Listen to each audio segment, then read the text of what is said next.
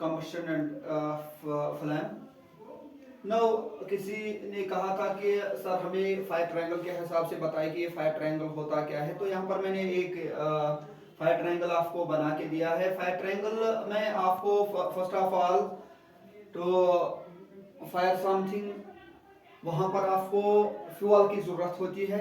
One side you have to take fuel, oxygen and heat.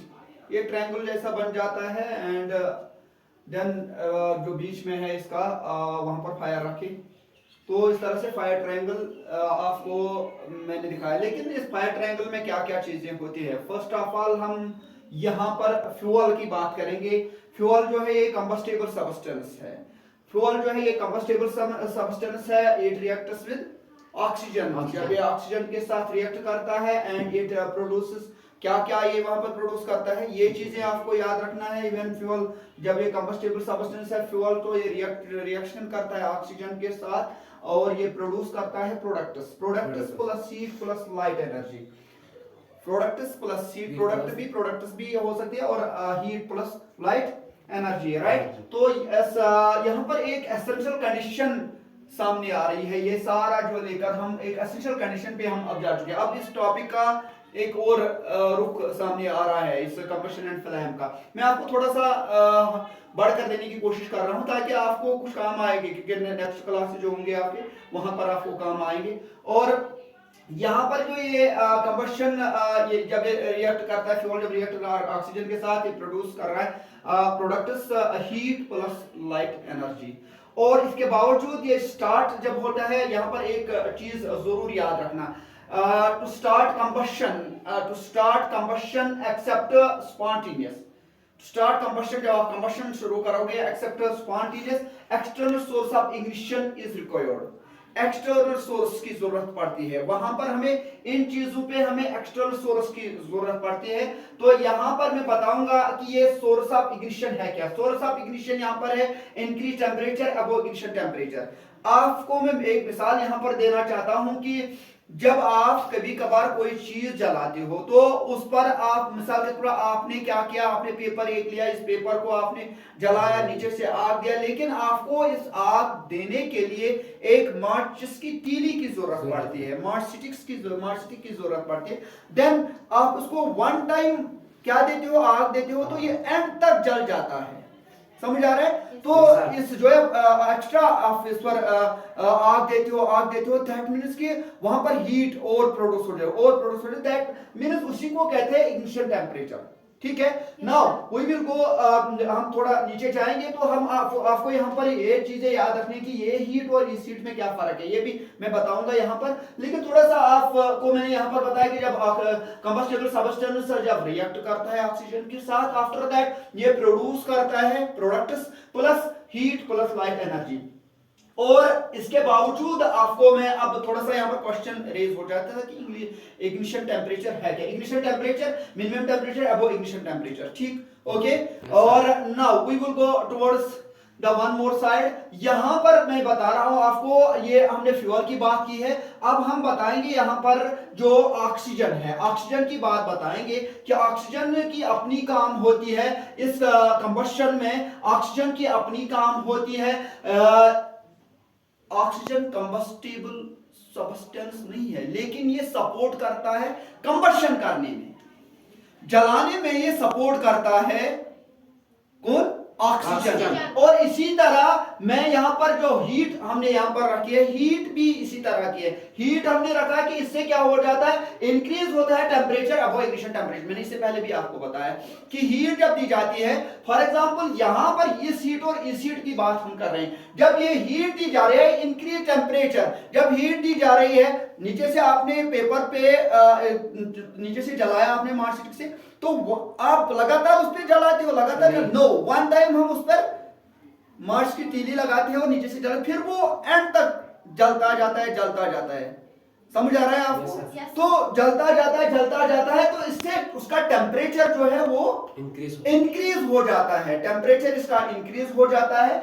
और इसीलिए मैंने यहाँ पर कहा कंबस्टेबल सब्सटेंस में, फ्यूल्स में मैंने कहा कंबस्टेबल सब्सटेंस है। और इस जब ये रिएक्ट करता है ऑक्सीजन के साथ, ये प्रोड्यूस करता है products plus heat plus light energy, तो यहाँ पर हीट एनर्जी भी सामने आती है, क्योंकि हीट एनर्जी भी निकल कर आती है।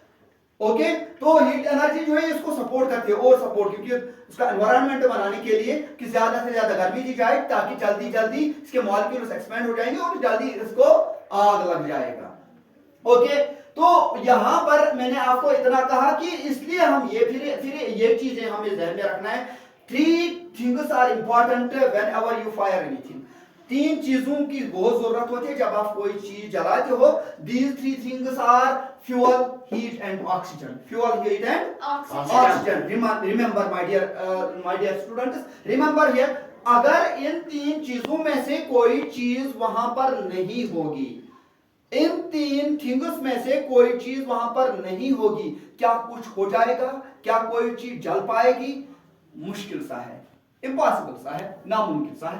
बिकॉज अगर आपके पास ऑक्सीजन नहीं होगा, अगर आपके पास ऑक्सीजन नहीं होगी आपके पास, और आपने अब फ्यूल और हीट है आपके पास, और आप उसको जलाने की कोशिश में हो, आप उसको जलाने की कोशिश कर रहे हो, लेकिन ये जल नहीं रहा है, ये जल ही नहीं रहा है।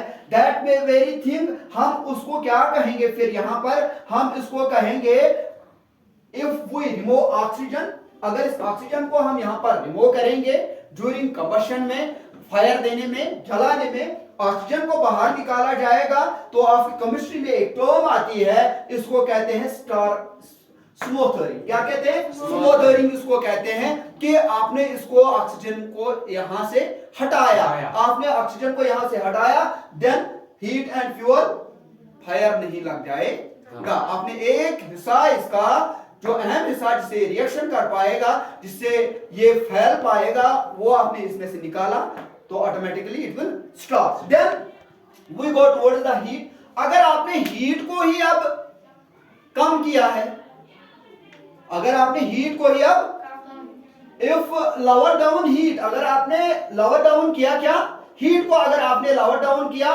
तो we call it cooling, we call it cooling, क्योंकि इसका जो इंक्रीजिंग टेम्परेचर है वो नीचे जाएगी उसकी लेवल, तो वहां पर भी हीट जब बाहर निकाल जाए तो वहां पर भी आग के कम चांसेस है। और ऑटोमेटिकली अगर हम फ्यूल की बात करेंगे, फ्यूल नहीं होगी तो कहां क्या जलाना है? फिर क्या है वहां पर जो जलने के लिए है? That means that we can say starvation, starvation जिसको आप कहते हो।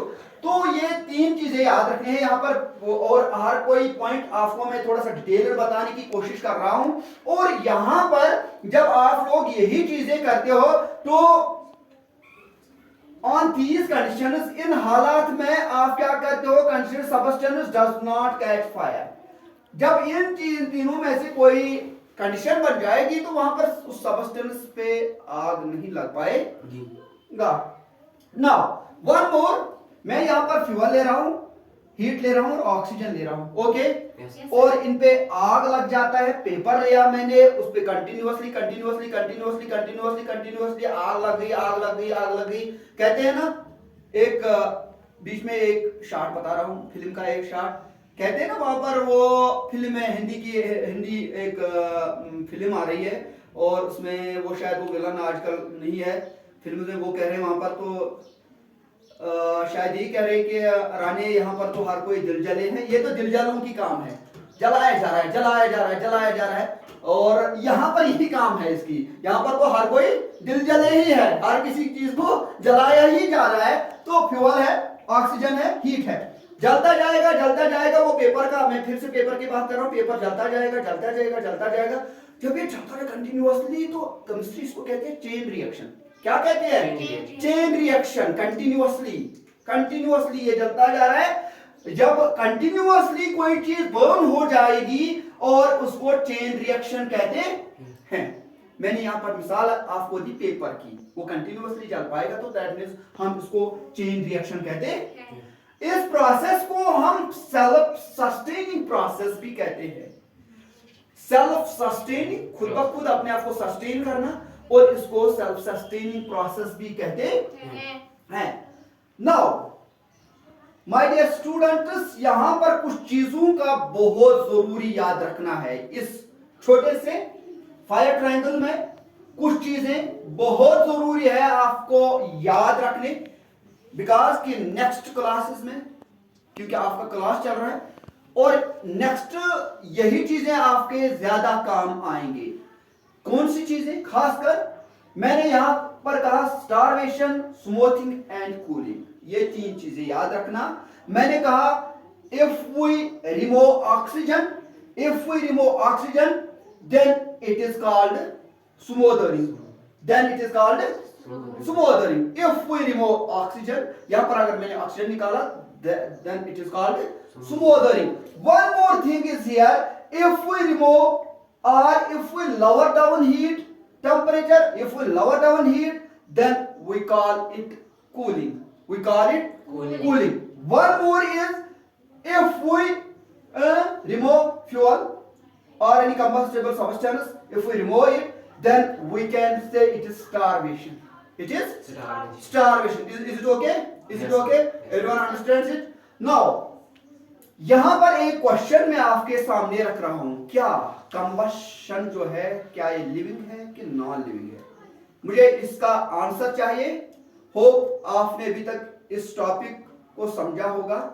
अगर इस टॉपिक को आपने समझा देन आपको इस क्वेश्चन का आंसर बताना है।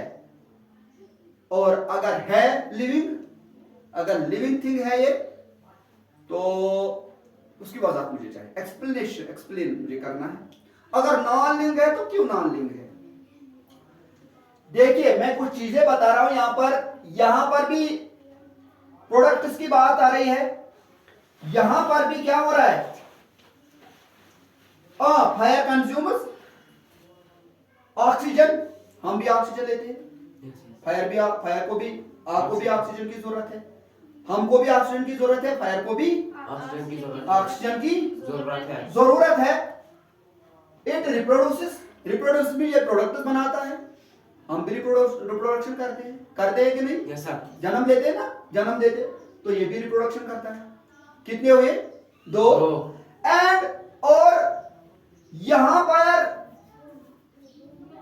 इट डाइज, ये बर्न हो जाता है, इट डाइज, हम भी मर जाते हैं ना, जन्म के बाद मर जाते हैं।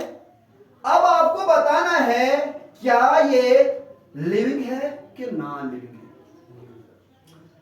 चलिए अब मैं ही इसका आंसर बताऊंगा। कोई कह रहे हाथ ऊपर करके, कुछ कह रहे कि लिविंग है, कुछ कह रहे कि नॉन लिविंग है, लेकिन मैं कहूंगा इट इज नॉट लिविंग।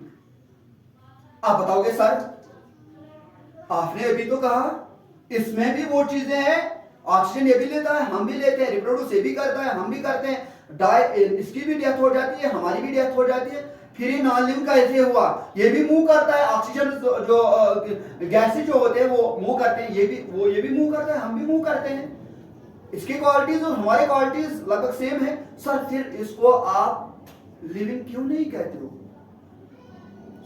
देखो माय डियर स्टूडेंट्स, यहां पर एक चीज याद रखनी बहुत जरूरी है, ये जो है लिविंग थिंग याद रखने के लिए बहुत जरूरी एक चीज है। आप में से कोई बताएगा क्या है? वो क्या है? शायद आपका ध्यान अभी नहीं है उसकी तरफ, वो है सेल्स। सेल्स इसमें नहीं है, कहां पर है इसके सेल्स? जरा बताइए, है कहीं पर? नो, लेकिन हम में सेल्स है, हम रिजेनरेट करते हैं, हम में सेल्स हैं, लेकिन इसमें सेल्स नहीं है। इसमें क्या है? इसमें केमिकल रिएक्शन है, केमिकल रिएक्शन, इसमें केमिकल रिएक्शन हो जाती है, इसमें सेल्स नहीं है। इन्हीं बिना पे इनको हम कहते हैं नॉन लिविंग। क्या कहते हैं? नॉन लिविंग हम इसको इसीलिए कहते हैं क्योंकि इसमें केमिकल रिएक्शन हो रही है और हमें सेल्स हैं, जो लिविंग है उनमें सेल्स होते हैं। होप आपको इस क्वेश्चन का आंसर मिल चुका होगा और अब आप सेटिस्फाई हो चुके हो।